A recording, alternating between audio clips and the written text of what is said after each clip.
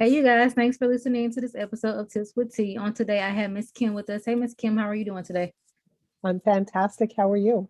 I'm doing awesome. I'm doing awesome. So, thank you so much for being a guest on the show today. So, tell us a little bit more about yourself and what you do. Well, I live in Toronto. I have 5 kids and I run a coaching company called Frame of Mind Coaching. I have a team of coaches in Canada and the US, and we coach a very particular kind of person. We coach the very highly driven population, people who have big dreams, people who want to achieve massive goals, people who want to make a big difference in the world. And people who are frustrated because they're not moving as fast as they want to be moving, and they're not quite where they want to be. That's me in a nutshell. Awesome. Awesome. So, commend you on what you're doing. You know, coaching can be very difficult, be very hard at times, but we do need coaching in some type of form, shape, form, um, whatever you might say. But, it is very necessary that we have that. So let's talk about leadership a little bit. So what is leadership to you, and how does that fit? How does coaching fit into leadership?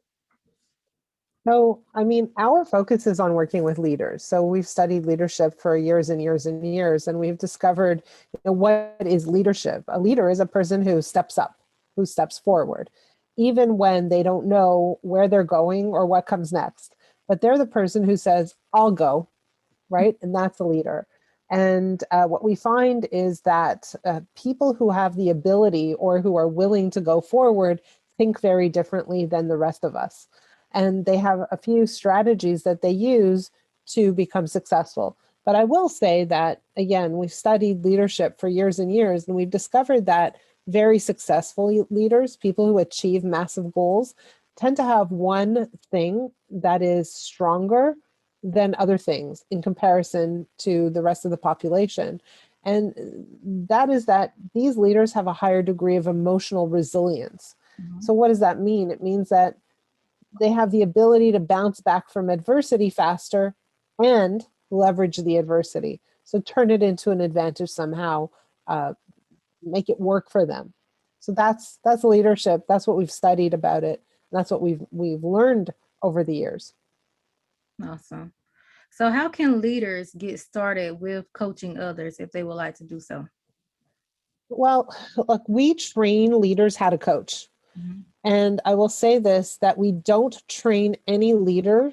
In other words, we don't help them acquire those skills without them getting coached first.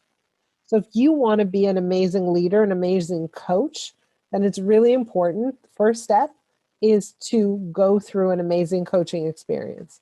So a lot of times people call me and say, I want to start my own coaching business. Where should I go for certification? Where should I go for training? And Mhm. I say to them, certification is amazing. It's nice. It's a nice to have. But what's a need to have, what's a must have, is getting a coach. Mhm. So very often they want to skip that first step and go straight into training.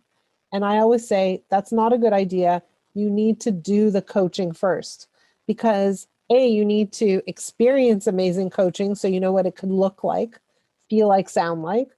And B is that the number one thing that gets in the way of effective coaching is yourself. Mhm. You come into a coaching conversation with all kinds of ideas, all kinds of beliefs, and those things get in the way of helping someone else move forward. And so, in order to be an effective coach, you really have to clean that up before you step into the coaching conversation. Mhm. Awesome. So, like, what are some tips that you would say to help someone be an effective coach, or to identify an effective coach if they're looking for one? Okay, so those are two different questions. So let's do the second one first. If you're looking for a coach Mhm. and you think to yourself, how do I know if how do I know who's a good coach and who isn't a good coach? For those of you who are listening and you're thinking about hiring a coach, grab a piece of paper and a pen, and I will give you the criteria you should consider when you're hiring a coach. Number one, when you talk to the coach, How does that feel? Do they do a good job of listening? Are they asking the right questions? Do you feel heard and understood? Do you feel like they're addressing or identifying the thing that's causing you frustration or pain? Do they get it? Like, how does it feel? And number two is, what's the vibe like, the chemistry like between you? If the chemistry is not there, forget it. The chemistry has to be there. Mhm. Number three, do they have a process that they use for coaching? Or do they just say, yeah, we talk every week or every 2 weeks? Is there a process? When they have a process that they are using, you know you are being guided as opposed to a kind of like hodgepodge experience. Number four, how do they learn about you? Do they just say, yeah, we'll have phone calls? Or do they have a method for gathering data about you so that they truly understand who you are and how you're wired? Like when we coach people, we ask them to journal every single day in an online journal with their coach. So we get data points every single day. We're able to see how they operate, how they think, how they feel, how they react, how they behave across a number of situations. And that adds to our ability to know who they are. It adds to the phone calls, right? So we're not just relying on those audios. Number five, what's their track record like? Who else have they coached? Do they have raving fans? What are the testimonials like? Can you talk to a past client? And so those are some of the starting points to consider when you're looking for a coach. Now, you had another question, and the other question is, how do you take a leader Mhm. and teach them coaching skills, Right. right? So they can become And a so, coach. Yeah. okay, so again, the first part of it is get coached. Mhm. But let's say you're ready. Let's say you've gone through coaching, you've had an amazing experience, and now you're ready for training. What's your first kind of training module? Is understanding what you bring to coaching, Mhm. which is you have all kinds of, let's call it cloudiness that gets in the way of your ability to coach. Because when you see someone, you have an already preconceived idea of who they are, what they're about, what their challenges are, why their challenges exist. And all that story that you come to the table with interferes with your ability to coach effectively. And so your first step is to eliminate that story. Check your story at the door before you even start opening your mouth. Mhm. And I have to tell you, sometimes that's the hardest part of coaching. That there are, of course, a whole bunch of other pieces to the coaching process, but the one that gets in the way the most is that step number one. Coaches get in their heads. Coaches aren't sure what they're hearing.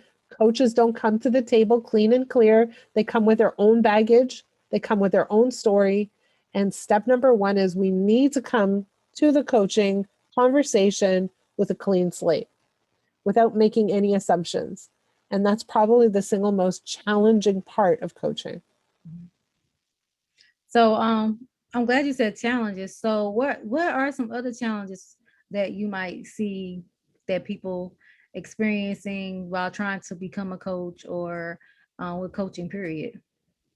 Well, it depends. Are we talking about people who are running a coaching business? Is that what you mean? Or are you talking about leaders who want to bring coaching into their companies?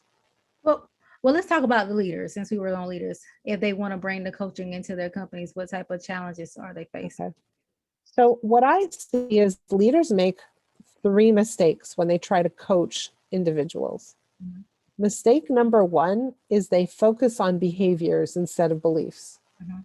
So they say, well, here's what I want to see you doing. Here's the change I want you to make. And if you could only do this more often, or be more present, or more friendly, or more responsive, then your results would improve. And what they don't do is understand that actions follow beliefs. Mhm. And so when leaders only try to get their employees, let's say, to change their behaviors, they get change, but that change is temporary and often reverts back to old behavior. So unless as a leader, as a coach, I address beliefs, then I only get temporary change. So I need to address beliefs. So that's thing number one. Mistake number two is that leaders, because they're smart, they jump to solutions, Mhm. right? They say, well, here's what you need to do. Mhm. And they don't actually coach. They just provide the solutions right away before going through the coaching process because they want to move fast. They want to get to the end. And while that's good in the moment, nobody's really learning anything that's applicable in multiple scenarios. And number three, and this is going to sound crazy, but leaders make the mistake of being empathetic. And what does that mean? What does empathy mean? So a lot of people think that empathy is really demonstrating understanding, Mhm. but that's not what empathy is. Empathy is putting yourself in the shoes of someone else and feeling what they feel. So empathy is an emotional experience. It's not an intellectual experience. It's not just understanding someone. It's not just saying, wow, I understand where you're coming from. It's literally feeling their emotions.